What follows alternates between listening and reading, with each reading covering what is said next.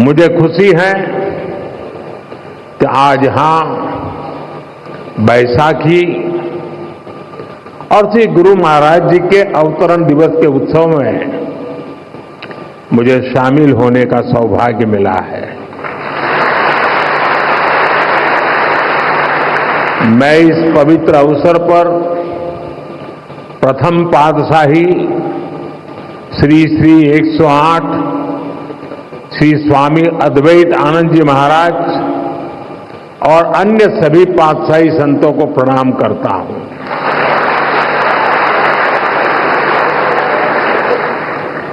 मुझे जानकारी मिली है कि आज ही के दिन 1936 में श्री द्वितीय पातशाह जी को महासमाधि दी गई थी।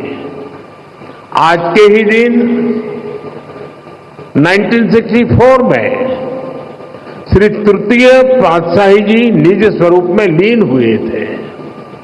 मैं इन दोनों सदगुरु महाराज जी के प्रति श्रद्धा सुमन अर्पित करता हूं। मैं मां जागेश्वरी देवी, मां बीजासन, मां जानकी करिला माता धाम को भी प्रणाम करता हूं और आप सभी को बैसाखी और श्री गुरु महाराज जी के अवतरण उत्सव की बधाई देता हूं।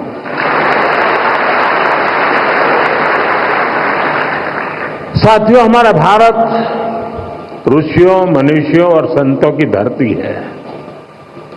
जब जब हमारा भारत, हमारा समाज किसी मुश्किल दौर से गुजरता है, कोई न कोई ऋषि, मनीषी इस धरती पर अवतरित होकर समाज को नई दिशा देता है।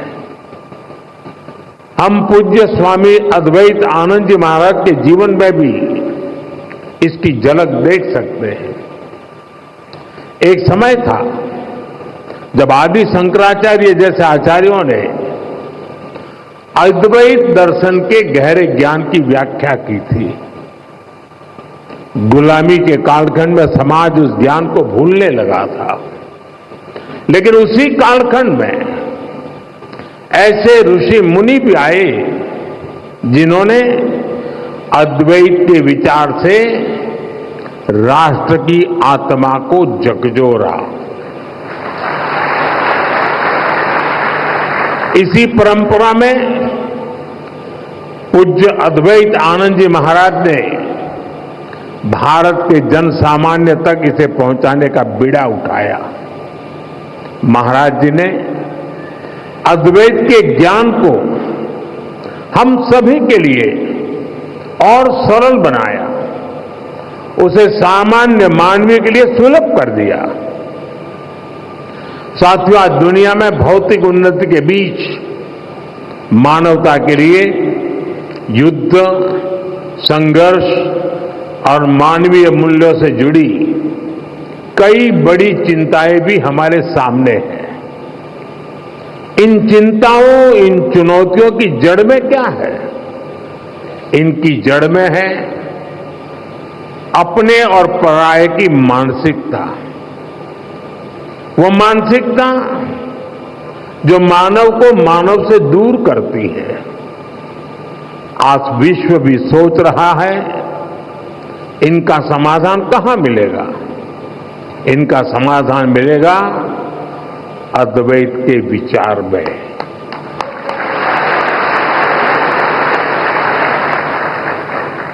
अद्वैत यानी जहां कोई द्वैत नहीं है।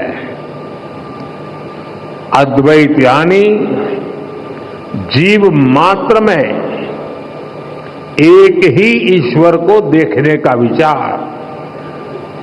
इससे भी आगे संपूर्ण सृष्टि को ईश्वर का स्वरूप देखने की सोच ही अद्वैत है। इसी अद्वैत सिद्धांत को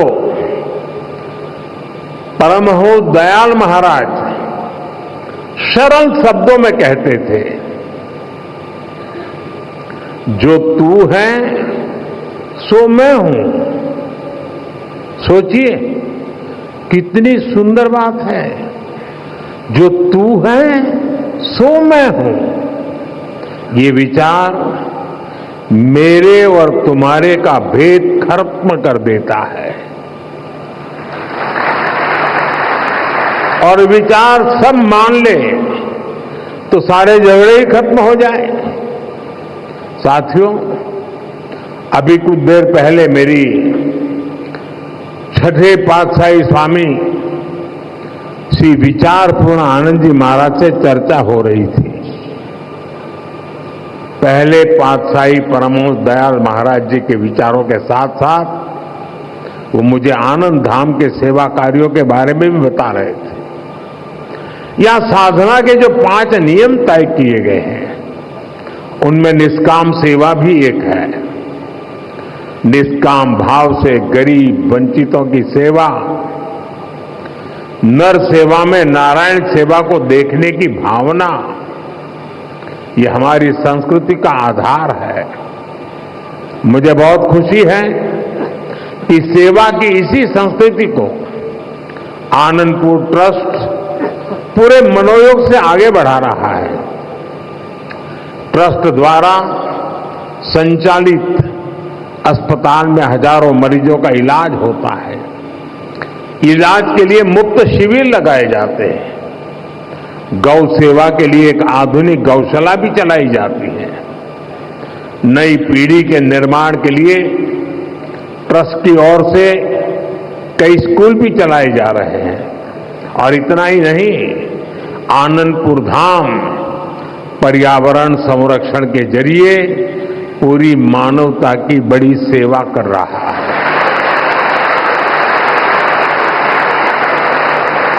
मुझे बताया गया है आश्रम के अनुयायियों ने हजारों एकड़ बंजर जमीन को हरा भरा बनाया है। आज इस आश्रम द्वारा लगाए गए हजारों पेड़ परमार्थ के काम आ रहे हैं। भाइयों बहनों, सेवा की यही भावना आज हमारी सरकार के हर प्रयास के केंद्र में है। आज हर जरूरतमंद प्रधानमंत्री गरीब कल्याण अन्न योजना के कारण खाने की चिंता से मुक्त है। आज हर गरीब और बुजुर्ग आयुष्मान योजना के कारण इलाज की चिंता से मुक्त है। आज हर गरीब पीएम आवास योजना के कारण अपने पक्के घर की चिंता से मुक्त हो रहा है। आज जल जीवन मिशन योजना के कारण गांव-गांव में पानी की समस्या का समाधान हो रहा है। देश में रिकॉर्ड संख्या में नए एम्स, आईआईटीज और आईआईएम्स खुल रहे हैं। गरीब से गरीब वर्ग के बच्चों के सपने साकार हो पा रहे हैं। हमारा पर्यावरण स्वच्छ हो, प्रकृति संरक्षित रहे, इसके लिए सरकार ने एक पेड़ मां के नाम अभियान भी शुरू किया है। आज इस अभियान के तहत करोड़ों पेड़ देश में लगाए जा चुके हैं। देश इतने बड़े स्तर पर इतना कुछ कर पा रहा है तो इसके पीछे हमारा सेवा भाव ही है। गरीब और वंचित के उत्थान का संकल्प, सबका साथ सबका विकास का मंत्र, सेवा की ये भावना आज ये सरकार की नीति भी है और निष्ठा भी है। साथियों, जब हम सेवा के संकल्प से जुड़ते हैं तो हम केवल दूसरों का ही भला नहीं कर रहे होते हैं। सेवा की भावना हमारे व्यक्तित्व को भी निखारती है, हमारी सोच को व्यापक बनाती है। सेवा हमें व्यक्तिगत दायरों से निकालकर समाज और राष्ट्र और मानवता के बड़े उद्देश्यों से जोड़ती है। हम सेवा के लिए मिलजुल कर एकजुट होकर काम करना सीखते हैं। हम जीवन के अलग अलग पहलुओं को समझते हैं।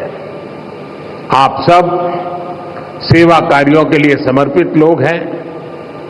आपने अपने जीवन में अनुभव किया होगा कठिनाइयों से लड़ना और फिर कठिनाइयों से जीतना। सेवा करते करते हम सहज ही ये सब सीख जाते हैं। इसलिए मैं कहता हूं, सेवा एक साधना है, एक ऐसी गंगा है जिसमें प्रत्येक व्यक्ति को जरूर डुबकी लगानी चाहिए।